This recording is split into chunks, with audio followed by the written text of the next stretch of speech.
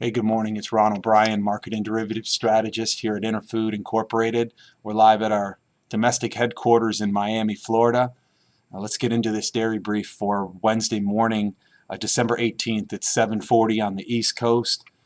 We are steadied about 18 cents higher on the Class 3 already this morning. The market was up strong yesterday. Right now, the December contract's trading 18.98. January up 12 to 19.24. With the move yesterday in blocks to $1.95, up 2.25 cents, and the move yesterday in barrels to $1.84, up 1.75 cents. We currently price Class 3 milk at 19.22 a hundredweight. So the January contract was what had been pricing in a bit of pessimism over the last few weeks. I mean, we were trading right around 18.30 just last week, now trading close to 19.30. Right where we're essentially pricing milk. So the market has essentially snapped to almost par. The January cheese contract was trading $1.80 just 6 days ago, now trading $1.8850. It still has a bit of room to go up to where blocks are at $1.95, but the barrel market is what traders are a little bit more skeptical about.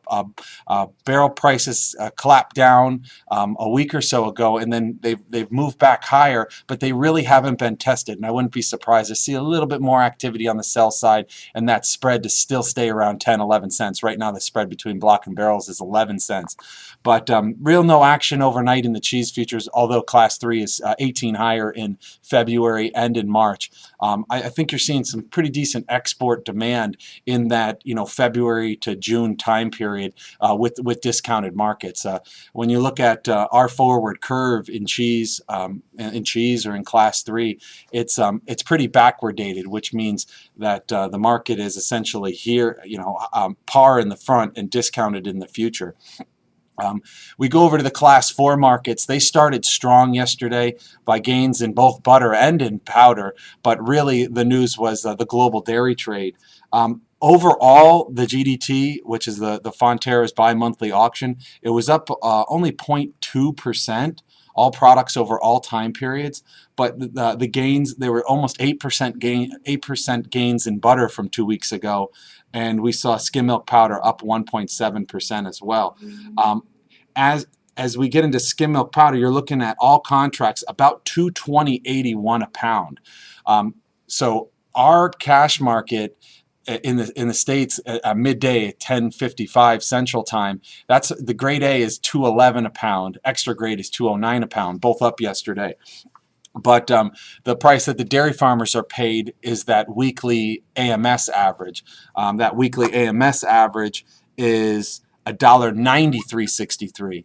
And then California producers that are outside the federal order, they get paid CWAP, which is $1.9190, up a little bit from last week. It was just announced.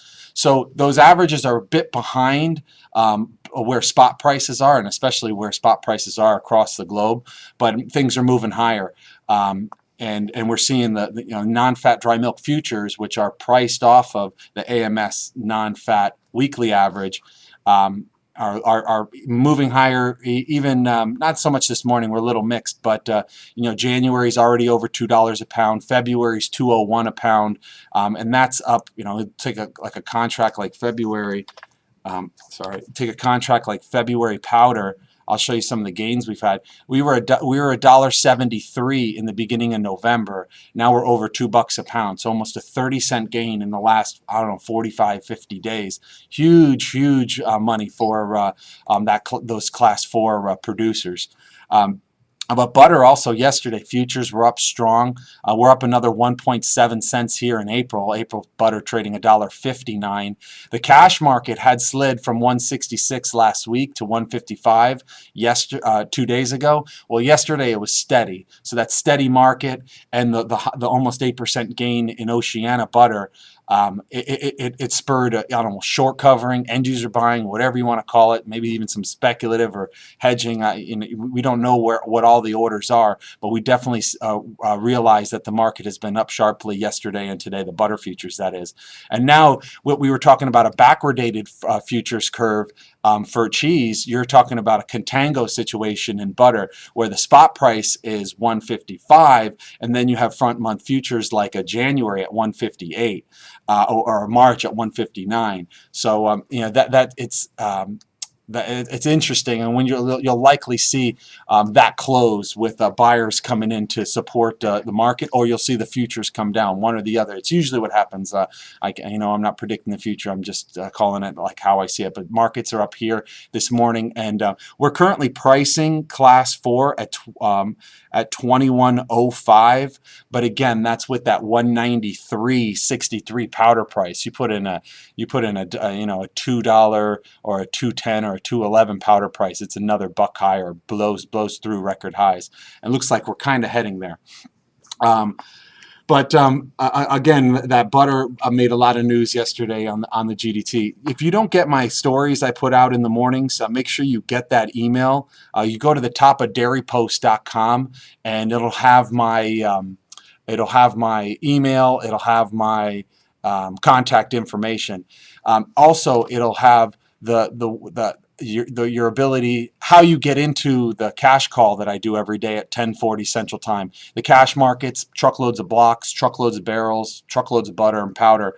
All these auctions take place at 10:45 Central, but I start a conference call. I broadcast live from the floor. I'm here in Miami, but live on the floor of the Board of Trade, and we'll just give those price points for you.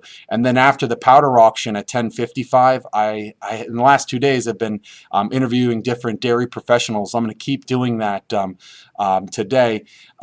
Or every day until I run out of interviewees. So if you want to be interviewed for about 5 minutes before Cash Butter kicks off, send me your contact information. I'll get you on it. But yesterday was a really good interview with Glenn Millar, one of the CME market makers and butter traders here. So if you missed it, make sure you don't miss the next one.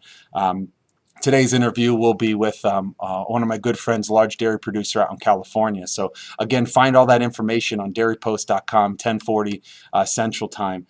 And again, on Dairy Post, you'll see all of my stories that I post to Twitter, but I use Dairy Post as my handle just to get information over. There's a lot going on out there right now, but essentially everything's focused on Class 4 and the components that go into it, and it's kind of drawing everything higher. Be skeptical of this barrel market, but it looks like cheese still wants to run. Over to the grain side, March corn 426.75 a bushel.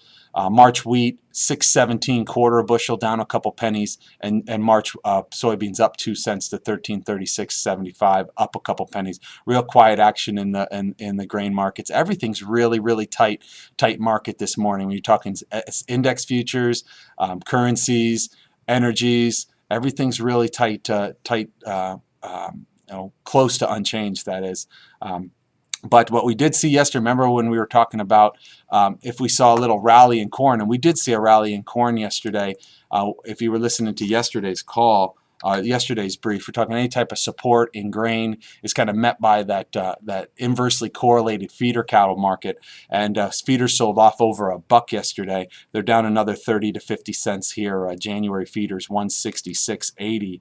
Yesterday they were trading closer to 168.50. So almost a $2 drop in just the last 24 hours in the feeder cattle market. So I'm paying attention to that for all my boys that are raising animals. Again, you need me, dairypost.com. It's a pleasure.